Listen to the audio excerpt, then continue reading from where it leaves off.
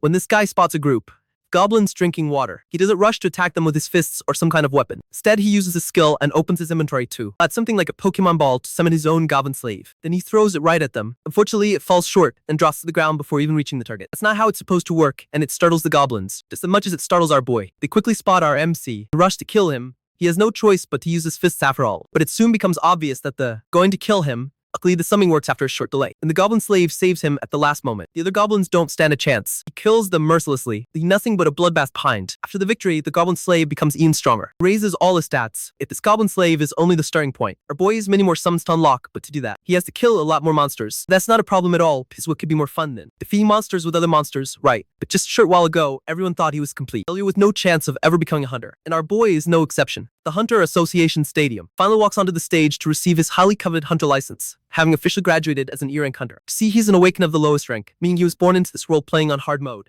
He literally had to study twice as much as a regular awakener just to bridge the gap left by his mediocre. However, hitting the books hard did help him accumulate so much knowledge about dungeons and monsters that he currently stands at the pinnacle of theory, leaving even the most fortunate awakeners in the dust. Though in this moment he feels a deep sense of pride. At long last, he's being granted the privilege of becoming a real hunter. Fortunately, the cold and harsh tenant distributing the certificates ruins everything. That arrogant man literally tears the certificate in two, claiming that being an E-rank hunter is worthless. Hano might have been granted the title, but he can't function as an official hunter with such an abysmal standing. All the theoretical and tactical knowledge crushed by this reality, Hanel eventually gives up on his dream of hunting monsters. He retreats in a game to distract himself, but even after 7 years, he can't quite let it go. After all, without a solid career, he's living an aimless life, unsure of how to make a proper living. Now, his only path forward is playing video games full-time. He has become obsessed with a game called Monster Block Monsters, also called MBM.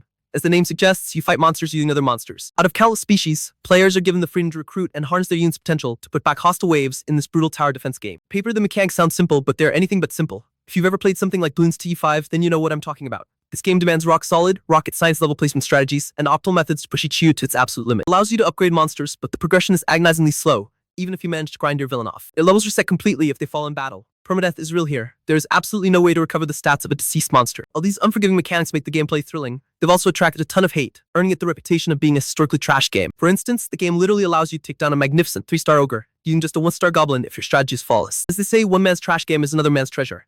Hanel actually earns a decent living by live streaming this game, because his sharp, critical thinking allows him to beat it with ease. Consequently, he's earned the title of a hardcore veteran within its community, Monsters Block. Monsters has been his only lifeline since his hunter career tanked. Unfortunately, he won't be able to pursue this path much longer, as this will be his last day playing this game. After all, the game developers are shutting it down. Bird warriors on the internet are mocking him, and his loyal community is left wondering what he'll do next. They figure he must have a valid hunter license, assuming it's no big deal. If he loses his string gig, the brutal reality is that he isn't a working hunter. A realization that stings deeply. He refrains from revealing this crucial detail publicly. Brushing off his anxieties, he decides to play to his heart's content, considering it's his last day on the server. Special event is currently taking place in-game, simply known as the Wave. Objective is straightforward: protect your castle from endless hordes of monsters pouring out of a portal. The way this veteran is about to challenge is the 700th dubbed uncharted territory, up until now. No one has been skilled or lucky enough to reach this milestone. Leaving Hanel both excited and anxious, he launches the game, and a massive swarm of monsters begins spawning from the primordial gate. As the overwhelming beast horde charges forward, he deploys his level 100 archer to thin the herd. Single archer isn't doing enough against that swarm, and if time's up getting slaughtered, it's a devastating loss. Still, he hasn't lost hope. The next troop to step up to the plate is his level 130 Succubus Queen. Tragically, she too becomes lunch. A massive 3-headed hound. One by one, he loses all, eventually leaving his defenses completely dry. Just when all hope seems lost, the game throws a massive curveball. Challenging the 700th wave for the first time has triggered a special condition, allowing a character named Sovereign to awaken and step onto the battlefield. Sovereign is a majestic blue-haired sword knight with an unknown gender. Hanel is floored by this unexpected turn of events. Usually, Sovereigns are essentially NPCs. They aren't supposed to make a move. The horde of monsters lunges forward. This supreme beauty stands right over the castle's gate, completely unfazed. Drawing her sword,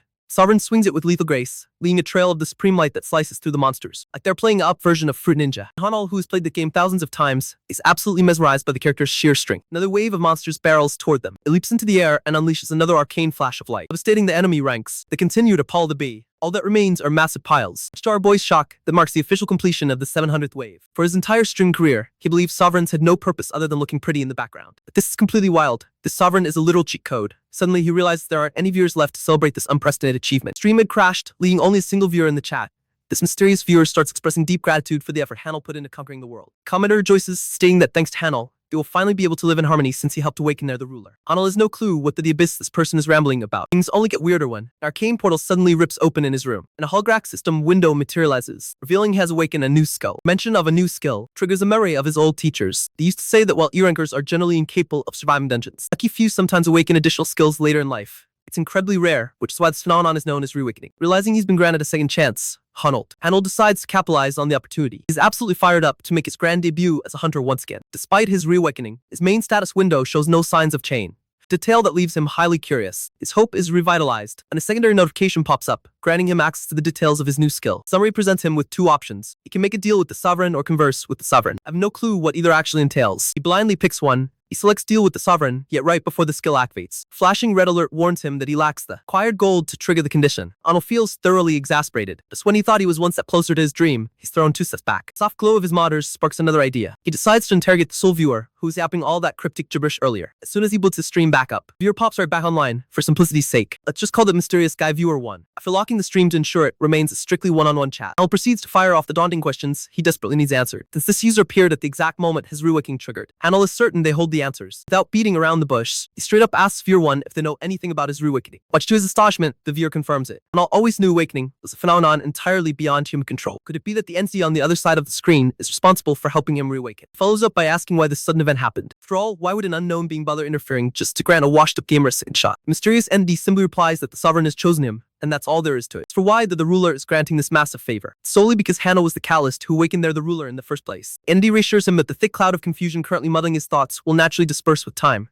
As for the newly granted skills, Arnold should simply consider them a token of the ruler's profound gratitude. Arnold drops the interrogation, now strictly focused on figuring out how to actually utilize these. Skill titled Conversation with the Sovereign has a cooldown, meaning he has to wait before activating it. He accepts that, but he demands to know why the other skill is currently locked behind a paywall. The mysterious entity suddenly realizes it's over and immediately rectifies the mistake, directly depositing 50 gold in a HAL system wallet. Now flushed with the required currency, Hano can finally test his skills to his heart's content and piece the puzzle together at his own pace. With its beautiful filled, the entity bids him farewell and logs off the stream. Anal is totally lost. He even tries pinching himself just to make sure he isn't trapped in some stupid hyper-realistic dream. Regardless, one thing is absolutely certain. This reawakening isn't just a random fluke. This mysterious entity known as the ruler is directly behind it. Suddenly, a system notification pings, alerting him to 50 gold deposits. His newly acquired currency finally allows him to activate his skill, Deal with the Sovereign. Instantly, a massive digital storefront materializes right in front of him, displaying a long list of monsters available for per. Looking at his wallet, the only unit he can currently afford with his measly 50 gold is a slave goblin. Everything else is outrageously expensive. The most expensive character on the roster is the Sovereign themselves, boasting an asking price of 11 digits. Bafflingly long string of numbers that hurts his brain just looking at it.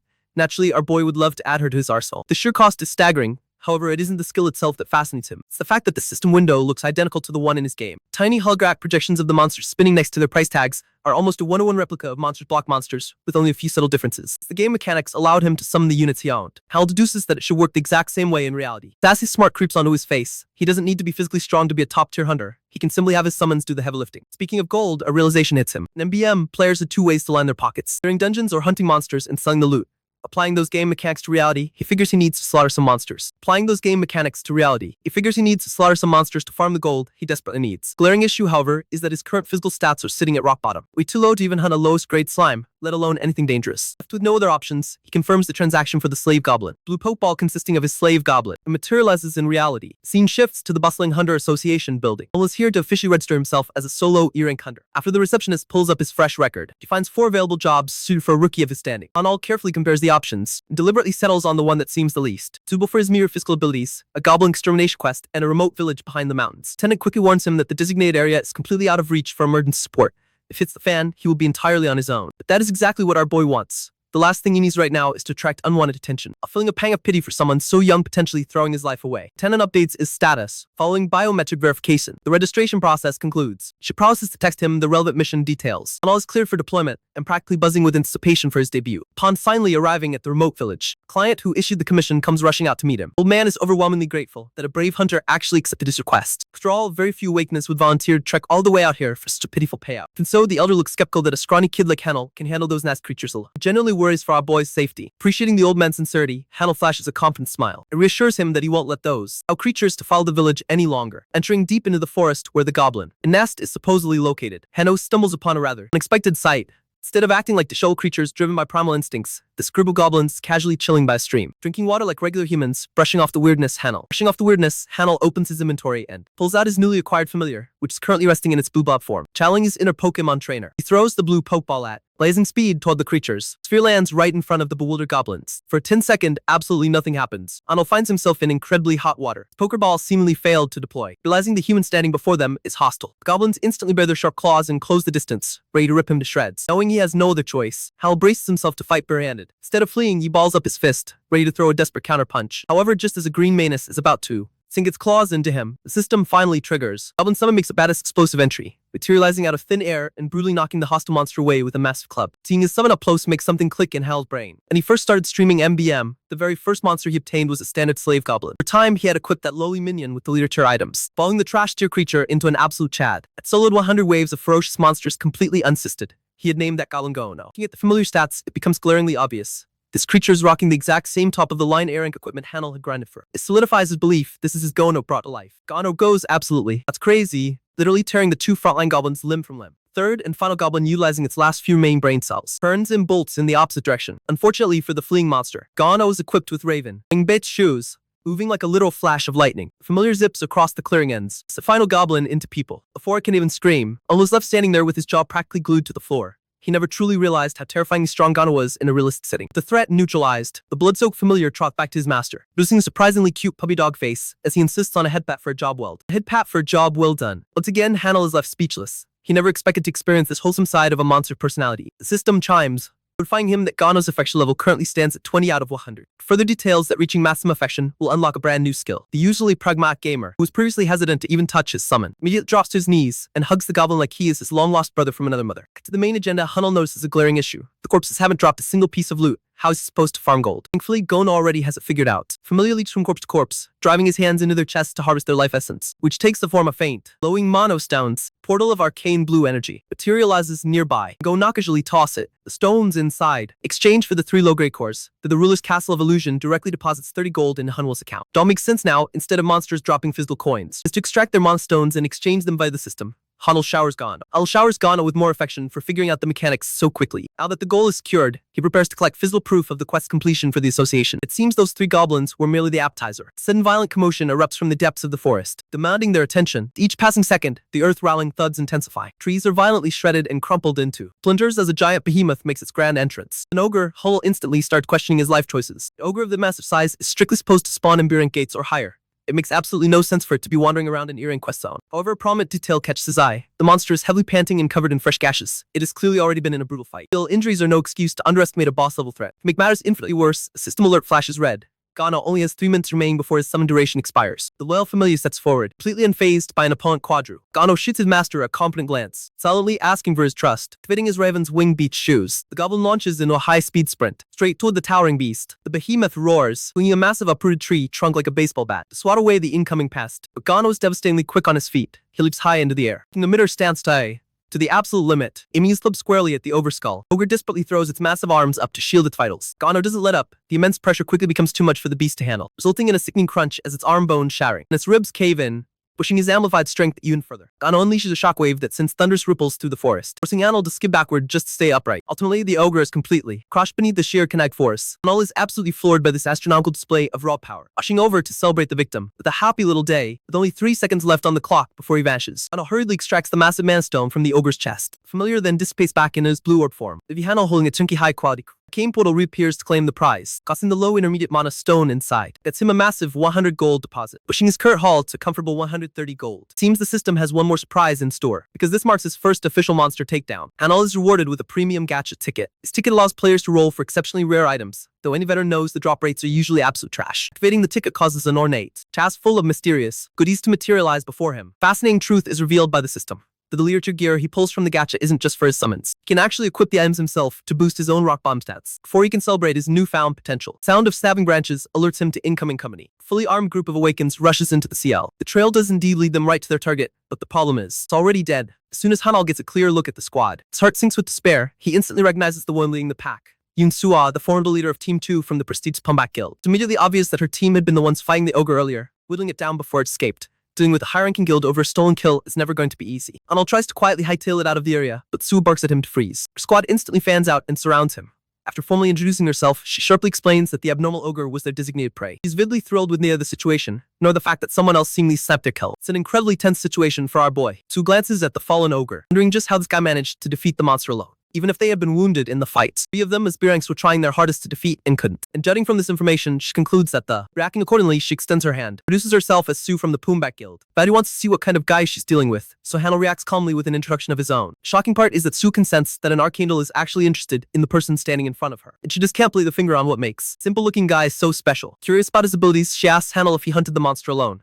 He vaguely replies admitting that he did. This puts her on edge, making her wonder if this dude is hiding something. He then explains that they were the ones involved with the ogre's previous battle, and how she's glad that he managed to stop the monster before any damage should be caused. Our boy casually responds by saying that he got lucky. Sue knows that he's saying bullshit because an ogre can't be killed by luck alone. Now she's fully suspicious of him. To react accordingly, she agrees to hand over all of the payout reward to the ogre they were chasing. Basically, the Poomback Guild will personally reach out to Hunter Hanel for his role and deal him the payment. This is a shocking F. It's a shocking favor even for Hanel, who can't believe that they're being too nice by handing away their own prey. Sue is sharp because he adds a return condition, a question that she's been meaning to ask. Of course, our boy knew that the deal was too good to come for free, but he's surprised when the girl casually extends her phone. Seriously, Sue looks like a petite girl trying to act out her crush's number right now. Even she's flustered while asking for his number. All our GigaChat dense protagonist doesn't even know what the heck's going on. The scene cuts to our boy meeting with villager uncle who's greatly indebted to the hunter for saving their lives. Uncle is just happy that he cleared a safe path for them up the mountain and learns how these villagers have had it rough. The chief wants to repay him. The offer comes in handy because Hanel is really curious to know about the location of the famous train monument landmark. Goldman guides him down a path straight down, assuring him that he'll find it at the end, and that the same path inspires good luck. Hanel is in a positive mood even if he doesn't believe in superstitions. This is also where he manifests the treasure chest for the gacha pull. Basically, bro wants to maximize his luck before he opens up the notorious chest, hoping that something good will come out of it. His phone rings, it's actually Sue again. Messages him to arrange a reward for the kill. He's actually pretty stunned that she's taking great interest in him. The really interesting part is that she's even using her personal phone number instead of their guild. Regardless, Hal isn't a simp and cares only about opening the treasure chest right now, one he'd never imagined he'd open in real life. To know the drop rates on this thing are genuinely dog, he's okay for having a chance to obtain a high rank item. Hanel doesn't even ask for much, only begging for an A rank pull. Hanel chance open to activate the chest, laying loose a shimmering light that manifests several different weapons from various ranks. Highest rank among them is the S rank, a blood red laced with golden armor, with the introduction concluded. The light glows severe golden before turning into red. Or lays his eyes on the supreme artifact in all, as the scene ambiguously cuts off from his reward. At home, Hanel sits pondering the current situation, though he's found a way to amass gold. Right now his hurdle is selecting to train his monsters, not knowing what's the issue with the system. On his current monster sheet, he can hire a goblin fighter. To his shock, an ogre berserker is also available. Typical warrior goblin costs 70 gold, so that's not the issue. But the confusing part is the berserker ogre, which costs a whopping 420 gold. And even though it's out of his league, it's still available for hire. Suddenly it clicks in our boy's head. The system only allows him to hire monsters that he's personally killed, if that story checks out. It is understandable why only the goblins and ogre classes are unlocked, despite the gold difference. This means that Hanel personally has to hunt these monsters, and though it seems like a difficult requirement with his earlier gacha pull, things look believable. The way bro didn't get that armor, and instead acquired unique grade glasses, buffing his stats and giving him a skill. He's actually surprised that a unique grade item even came to him. Artifact's top quality and is one of a kind. But the way a unique grade item in the game is better than 3 or more A rank items combined, making it an amazing pull with the glass. With the glasses, he decides to wear them to test their usage. I'll chase them out for the first time, and unlocks the Epstein files, the secrets of the universe. All of his stats are buffed by 5. An added skill called Say His Eye is now accessible. This skill allows him to infer details of his target's eyes and skills, with a usage of twice per day. Basically, it's like an appraisal or a scan skill. Hanel is impressed with the stat boost and loves the unique effect, calling it insane even. Looking the details of the skill, he wonders if he should use it on an enemy to test the information. But that aside, this kind of object is exactly the kind of thing he needs right now. If he can inspect the monster's exact stats, hunting will become a piece of cake, taking them off. Hanel shares his doubts about the glasses too, questioning why he's being favored by the system all of a sudden. Question of why he got chosen is drowning him. When suddenly the system zooms for the incoming waves, he's advised to prepare his defenses, as the system goes utterly ballistic, ring notification after notification as he watches in shock. I'll observe the game screen into his. He learns that a newly added 700th and first wave is going to start in 10 minutes. Bro doesn't even know how to prepare his defenses for the way. All he can envision is the Hellfire armies, monsters that are going to swarm him the moment that wave starts. This is like a level 1 thug facing the final boss. Bro is losing his balls and wants to decline, fearing the outcome. The system highlights that his failure against the monster invasion will result in the destruction of the Castle of Illusions, which means every single power he has available to him will collapse. Here comes the neat part. Hanel watches the future as he sees cities burning in the utter destruction of the world. Failure is death. The wave is about to begin. Bro is questioning how he's gonna stop those monsters. Blue Gate spirals like a portal, resembling the exact one from the game. Hanel is confused on why he's being forced to participate. There's the fact that his own participation results in a catastrophic world goes all penalty. It's a genuinely crazy downside, but the system decided its round and will commence the wave in 10 minutes. Knowing that he can't overthink the current situation and merely has to act, the boy consolidates his goal to stop the monsters. The game has always been a simple defense game, with the objective of blocking monsters from attacking the castle. Think of it like a tower defense game, but because of this game's agonizing difficulty levels like Hollow Knight, strategy is the main element needed to stop the monsters. In summing them in the correct paces, several defensive structures from the unified castle must be utilized alongside a bunch of items. After cooperating with all of these factors, the best strategy and tactics for each situation is devised. That's how the game works. Each control for our boy currently functions like a touchscreen. First thing he does is check his monster inventory for the deployments. Apparently bro has 5 deployable monsters. 4 of them are goblins and the last one is an ogre. This is an interesting revelation, because apparently Hanal can use these creatures without having to hire them in this mode. He wonders if he can also access the strength of the sovereign, but unfortunately it's not accessible or possible. Next, he tries to rack up on with the spending of his gold. The system stops him from doing that too, preventing any chains after. Bro's getting cooked and starting to wonder if the system is secretly sabotaging him. The 701st wave consists of Count Gular, as well as his elite unit of the Dragon Children. This dude is rated 6 whole stars, with an additional army of 61 dragons. Star ranks are supposed to indicate combat prowess, and the rank also confirms the potential of each monster. It's obvious that if the difference between stars is too high, one monster will get squashed by the other. The real concerning part is him being tasked to deal with a 6-star with his tiny squad of stars. No matter what he does, the result is obvious. Bro's going to get annihilated by even a single trick. Hanal doesn't even have gold or other monsters to help him in the strategy. Suddenly, the system offers him a unique benefit, allowing him one defensive structure and item that will be distributed to all his forces. Now, you might think it's some kind of huge help, but our boy is offended at the fact that the system expects him to clear the stage like this. The situation may be insane, but Hanal needs to make the best out of what he has, especially since he's the veteran of this, the leader Forsaken game. He starts manipulating the environment, figuring out a way to stop the wave from his experience. With only 8 minutes counting down, factoring all the different elements until the timer hits 15 seconds. After his preparation, clock strikes 0. Hanal is ready to face the wave. The wave begins with the unleashing fury of the wyverns, swallowing the whole sky with their number. Their goal, they're targeting the tower or the castle in this case. The army is led by the Count. At the start of the wave, wyverns are fiercely slaying the barrier, doing their best to crack an opening. The powerful Count is irked at the sight of his monsters being incapable. Several more wyverns gang up to break the reinforced structure. This is all thanks to Hanal's strategy. The first thing he did is use the Infinite Barrier perk, upping the defenses to 100 against any attack. The Infinite Barrier is invincible, but it has an added condition. It can only be used when the number of monsters is below the 2-star rank for the player. Well, despite our boy's best attempts to cast the barrier, one wyvern blazingly unleashes its breath, dealing damage and obliterating the bear. Thanks to its effects, shield regenerates and is the only thing that keeps the barrier alive. There's one huge problem though it's true that the barrier considers each attack as -1 point. If all 61 dragons attack together, the durability would slam to less than half instantly. That's the loophole, but our boy's got a solution for that too. It's called spam clicking. Bro is taking inspiration from OS players. This way, the durability is boosted by 1 per each click, making his own fingers as limitations to the barrier's healing process. Hanal's hand is starting to hurt, but it's the surest way to guarantee complete defense of the barrier. Next up is the bigger question. Out of the abyss, does he even manage to defeat these leader-like monsters? The answer is simple. The barrier reflects the attack of one of the wyverns. Hurting it by 1 point. Normally, goblins are incapable of hurting wyverns. But thanks to his special item, the Hack and Spoon, the conditions are reversed. This A-rank item allows our boy to deal damage regardless of rank disparity. Wyverns are starting to taper in strength, even if it only deals them 1 health loss. One of the beasts even notices this, clumsy goblin making fun of him. And despite all its rage, the dragon can't do anything at all. And the way this is going, our boy is going to require around 60 whole hours to clear the whole horde. And now, the difficult part is just withholding the barrier's recovery process for 60 crazy hours. The battle of attrition begins as Hanal spams his finger, wondering if his goblins are gonna die first or he will. The Count's forces are up against Hanal's as both offense and defense meet a stalemate. Sometime later, our boy is starting to get tired, and the moment he tries to reach for water, Bro's entire body shivers coldly. The thing is,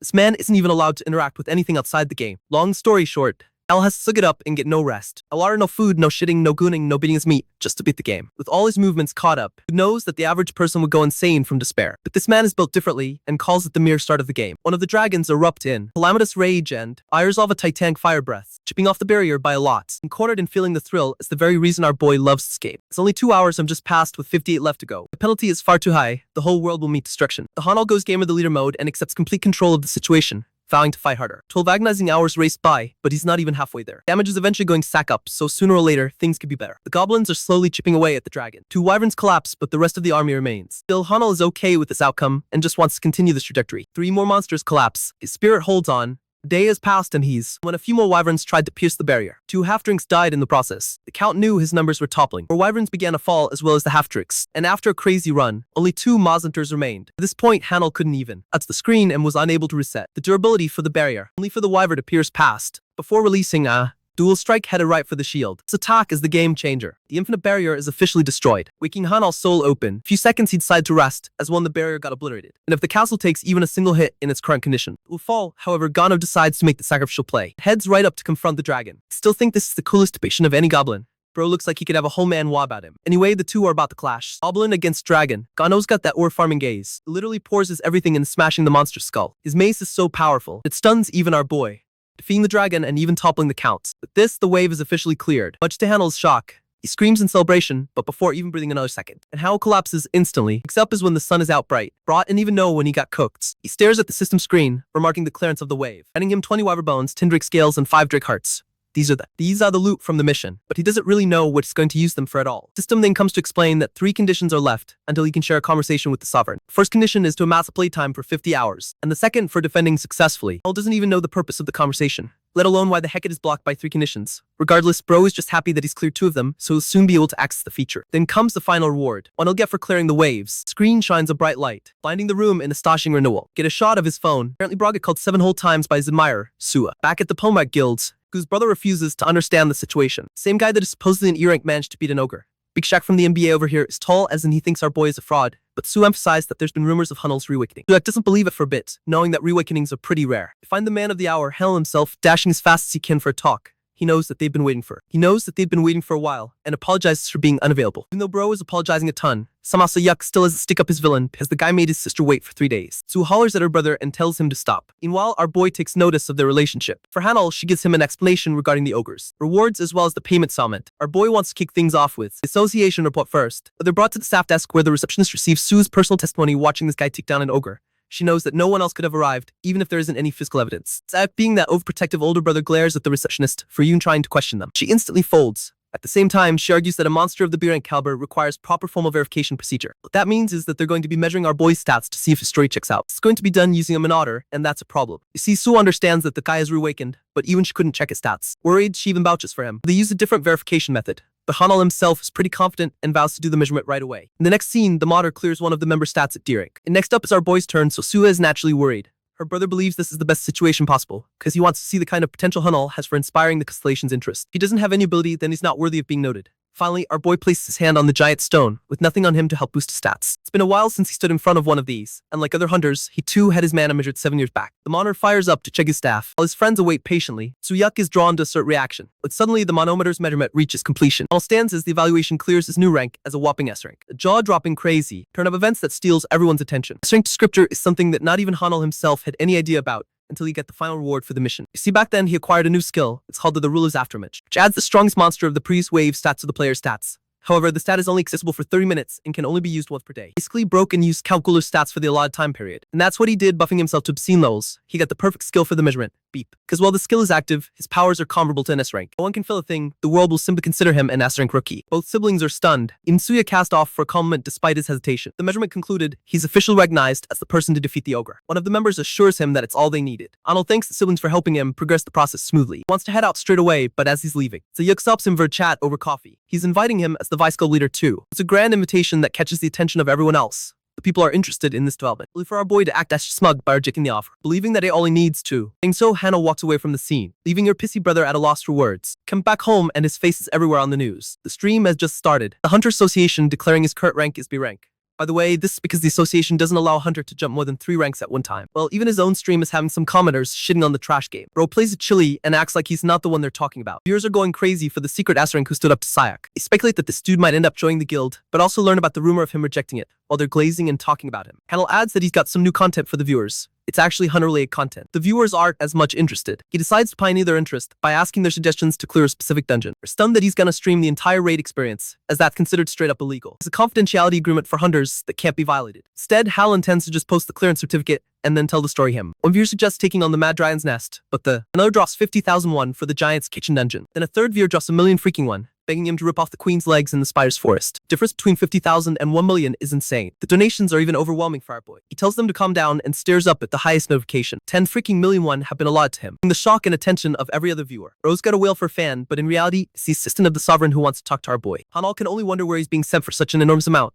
so he asks for the viewer's recommendation. Enthi responds by suggesting he head to the deepest part of the Garden of Meditation. Other viewers believe his request is a death trap, because no one has ever been able to clear it. The Garden of Meditation has 3 whole sectors, the entrance, the lake, and the deepest part. Entrance is relatively considered safe for a hunting ground. The real kicker is the lake in the center, inviting new levels of danger. Nobody even knows what the deepest part holds, because they couldn't get past the lake. The only person who managed to get this far was Sayak himself, who reached his limits and stopped progressing further. Now he's being asked for that same mission, which is impossible even in Hunnel's own analysis. Viewer 1 adds that he doesn't have to clear the dungeon itself. He's fine with the mission as long as Hunnel reaches the deepest part. This changes up the difficulty a bit, though he's even assured add support if bro ends up clearing the dungeon fully. The rest of the viewers vouch against this crazy request, knowing that it's going to get the streamer killed in the name of content. Admittedly, our boy knows the gravity of the situation, but he's okay with just reaching the deepest part and returning back. Then there's the fact that Viewer 1 himself wants him to complete the dungeon and even offered his support for it. Hunnel really isn't looking forward to this mission, but openly shouts loudly that he's ready. Let's visit the Hunter Bureau, where the receptionist is taking his request to challenge the Garden of Meditation on a solo expedition. For hearing his interest in exploring the deepest part, she reminds him that it'll be the most dangerous journey. She lodges him for something in a week. However, our boy urges her to make clearance sooner.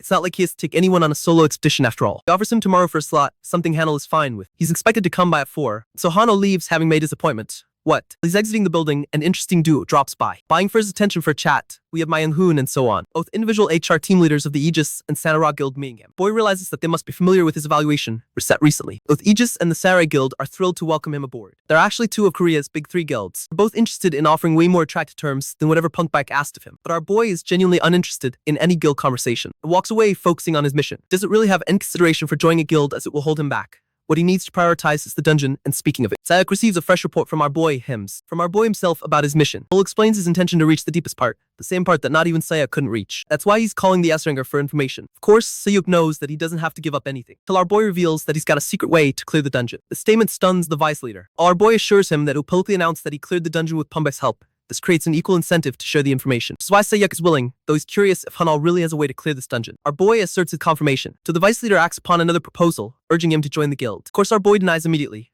right when Sayuk tries to pretend that he's the only one showing interest. Hal shares that both Aegis and Samurai guilds have respectfully contacted him too. This information hits the vice leader like a truck. Begin, as it only confirms that the other 2 leaders are making a move on the fly. Hanal persists on, believing that Pumbai's offer holds little regard to him. Defeated in the negotiation, Sayuka agrees. Makes one thing deliberately clear. Hanal is okay with that and makes the best of what he can. He arrives at the designated spot wearing his glasses. Immediately the men in front of him take notice. Aisu introduces himself as one of the Bulgo Guild. Our boy returns the greeting, but Baldi already knows a ton about the kid thanks to the evaluation. He's a stuck-up who hasn't worked with an S-rank before and takes issue with our boy applying solo. Sir Loser and Ridley explains that his guild has a mission to carry out, so he's not going to offer any help at all. Feeling no threat at all, Hanel agrees to the setting. Kid Wasue acting like S-rank means nothing in a real fight.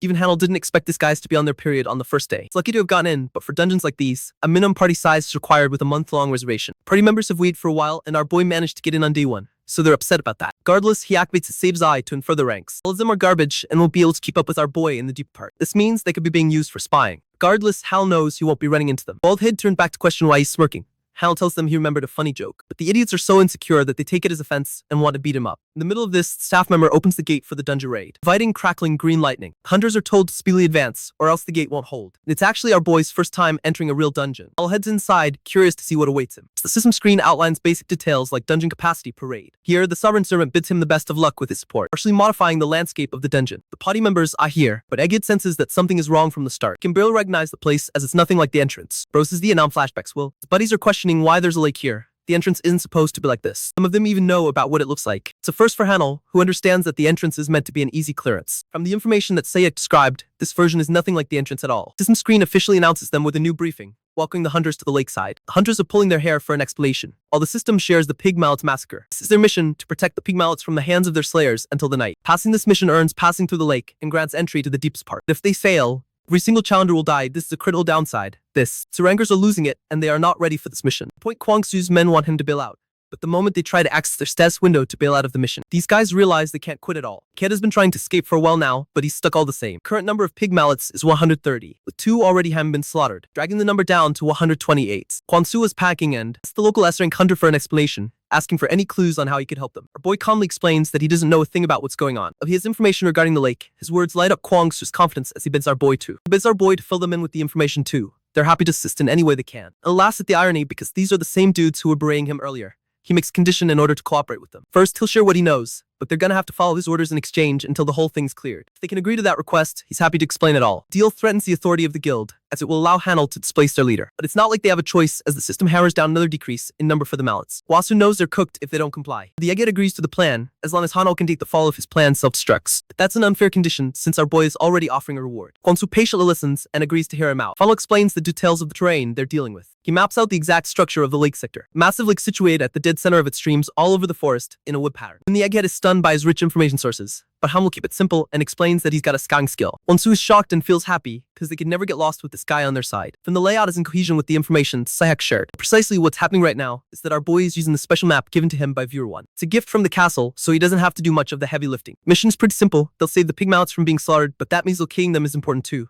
All of them reside in the wetlands, so there are 8 total nesting zones to target. From then on, they just have to dash quickly before the Slayer has the chance to eradicate his own. Hanal intends to gather them into a collective spot for easier defense. That's about the start of the plan. And he wants them to act immediately as the number topples further down. Even as they're not doing anything, they're losing numbers, and because of that urgency, Kwonsu's group blasts away to locate the zones. Oh, he's curious what the S-rank hunter intends to do, to which Hummel explains that he'll handle the pig mount, so Guild Leader leaves him to his business, allowing our boy the privacy he's been meaning to have. His goal is to scout the area using the map of the lake. Apparently, there's a hidden mission in. Hunt is about to begin. But first, he needs to figure out two things during the scouting. The hidden mission itself, and then the identity of the slayers killing the pig mallets. Apparently, there are several kinds of monsters here, so he's got to know who they are. Spying on a group, Anal observes a bunch of lizard men looking beefy as the abyss. He's actually stunned and realizes that these guys must be the slaughters responsible for killing the pig mallets. His plan just got a whole lot more complicated, because even though the lizard men are only at a D rank level, a huge pack of them is a pain in the villain to deal with. Knowing he shouldn't engage in combat, Han will try to leave when suddenly, two idiots waltz in talking smack about him.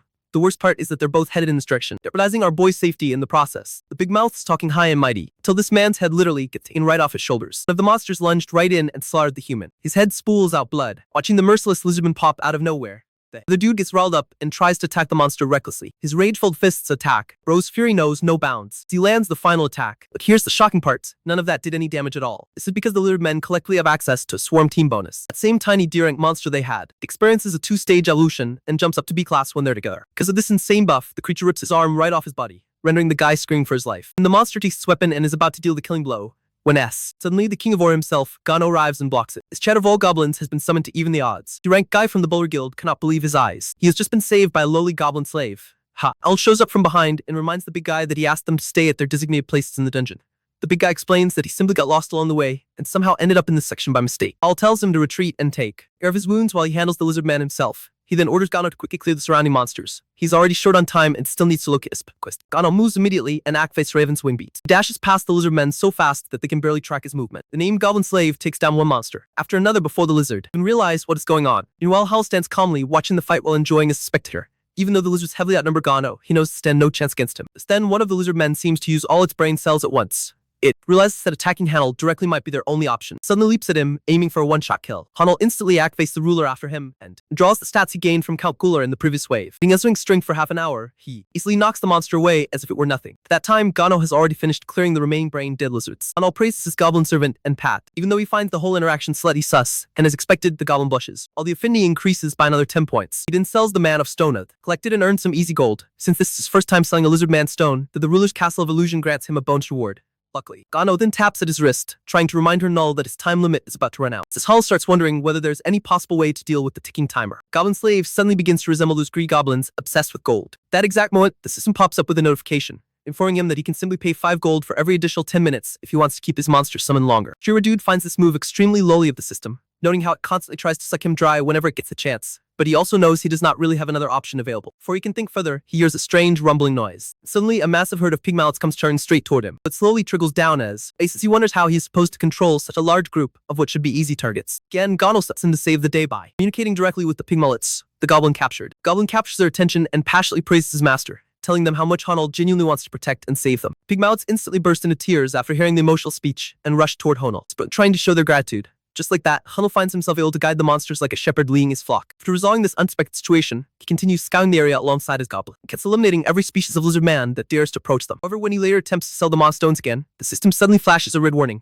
informing him that the castle's funds have been completely depleted, and that he will not be able to sell or collect any more stones until additional funds are restored. It seems that Hunnel has already reached the unit limit for each species of lizard man he can command. Never expected that the castle would actually run out of gold. Now that he knows there's a strict cap on how many monsters he can control, he decides to stop hunting the lizard man types, as this would be worthless for his time. He then counts the pig mallets he personally rescued, arriving, and the system notifies him that a total of 70 have been saved overall. From that number, it becomes obvious that the entire Bubble Guild managed to secure only 10 on their own. All of a sudden, something shifts within the pig, and they begin acting wildly. So-called easy targets suddenly start running in unison, leading every player inside the dungeon toward the center of the lake. The dungeon system responds with an announcement, explaining that the slaughters have ceased hunting the pig mallets. That night has officially fallen. They are congratulated for successfully protecting the easy targets from the slayers. As the total number of pig mallets saved has reached 70, a hidden objective is also fulfilled at the same time. And now the members of the Bogo Guild are completely at their breaking point, shouting at the dungeon to just let them out of this nightmare. However, just as everyone assumes it is finally over, new notification appears and informs them that a trial of medication is about to begin. A massive wave of sparkling water suddenly surges toward everyone, and just when they believe they're finished, the pig mallet they say have grow C leap forward to shield them. Hull and Ghana remain standing there, visibly startled by the sudden. The system informs them that the pig mallets they protected from their predators are now returning the favor as a gesture of gratitude. Hull can hardly believe that these easy targets actually possess such hidden potential. At that moment, it finally makes sense why they were assigned the task of protecting them in the first place. He quietly wonders whether saving more would make one more safer. As his theory, Hunnel takes a quick glance at the others, noticing that most of them have barely managed to save 1 or 2 pig mallets each. The leader of Bulgo Kwang is barely holding on, and the pig mallet beside him looks like it is on the verge of breathing its last. The rest of the Bolo members appear to be in a similar state, which makes Hunnel genuinely worried about their condition. He quickly tries to come up with a way to save all of them. Right then, the system pushes out another notification, It finally reveals the hidden mission that Hanel has been searching for all this time. To complete it, he must locate and suppress the true source behind this trial. Top of that, he learns that if he defeats the monster responsible for triggering this event, the trial will immediately end. Hanel wastes no time, studies himself, and wears his spectacles. He activates his Sage's Eye skill and quickly identifies a presence exactly where the system indicated. Upon focusing further, he confirms that it is a named monster called Zenkarok, a highly intelligent creature possessing dangerous skills such as Cataclysmic Wave and Storm. The realization makes him anxious because named monsters are regarded as special beings with unique abilities exclusive to them. Even so, he forces himself to calm down, reminding himself that a hidden mission was never going to be simple. Nagano becomes visibly excited and prepares to charge at the monster lurking behind the massive wave. Al stops him and states that he will only be spectating the battle. He explains that without any water resistance, Gano would be at severe risk inside the lake, as the battlefield would pose a serious threat to him. Gano then opens his monster summoning SH, with the intention of hiring a new monster to handle the situation. From the ruler's list trade, he selects an ogre berserker, mainly because it possesses natural resistance to water. However, a new concern immediately arises in his mind, since unlike Gano, the ogre has no equipped items, which means it would most likely lose against. Realizing that he needs something to boost the ogre stats, Hal takes out his premium gacha ticket despite its notoriously low success rate and decides to use it. He hopes that the draw will give him an item capable of helping the ogre stand a real chance against Zenkarok.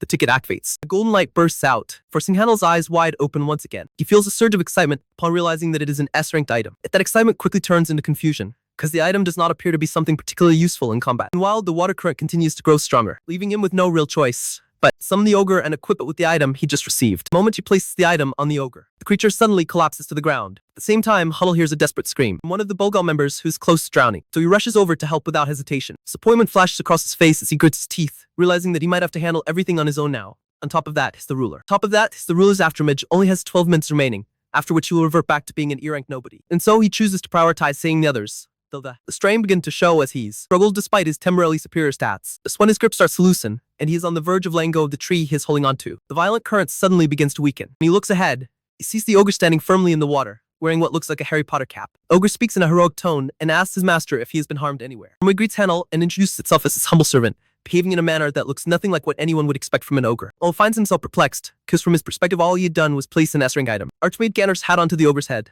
The artifact was supposedly designed to amplify intelligence-related attributes, theoretically transforming even an idiot into genius. However, it never once crossed his mind that elevating an ogre's intellect to such an extreme degree could produce consequences this extraordinary. Still caught in his confusion, Hanel questions his servant,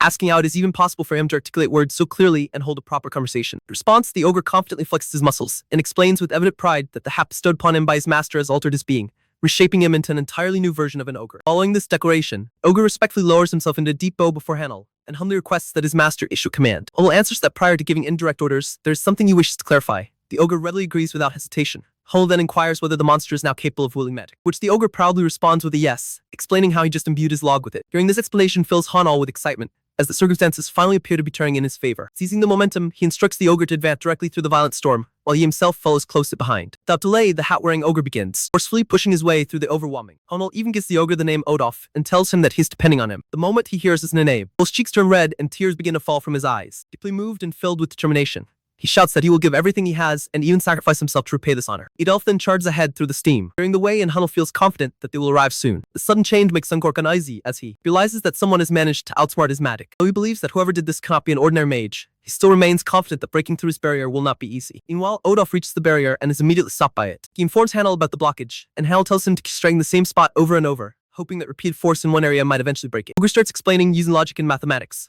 why this multi-layered formula barrier cannot be destroyed, but Hanel interrupts him and tells him to stop overthinking and just smash it with raw strength instead of relying on magic alone, even though it makes no sense to him. The servant humbly follows the order and begins hitting the barrier relentlessly, swinging as if he were playing a baseball match. Zenkarok grows more anxious as he notices the barrier weakening, but he remains calm, believing that a mere ogre cannot possibly overcome his catastrophic wave. He thinks it is impossible for anyone to master both strength and magic simultaneously, and while he continues to talk about how unbreakable the barrier is, it unexpectedly shatters. This completely surprises the lizard Zenkarok. He tells himself that only an ogre who is also a mage can manage something like this, which should be almost impossible. Looking at the ogre wearing a mage's cap, he cannot believe that his magic seal has been broken. He starts wondering if the ogre is actually an ogre shaman. When Hanel asks the lizard if he is Zenkarok, the lizard does not respond. Instead, he focuses entirely on attacking the enemies in front of him. He assumes that the ogre shaman must have drained a lot of mana, and that this will give him the advantage over a weakened foe. Just as the lizard is about to cast a powerful attack that could kill anyone instantly, Hanel tells Odolf to try a long-range spell to interrupt it.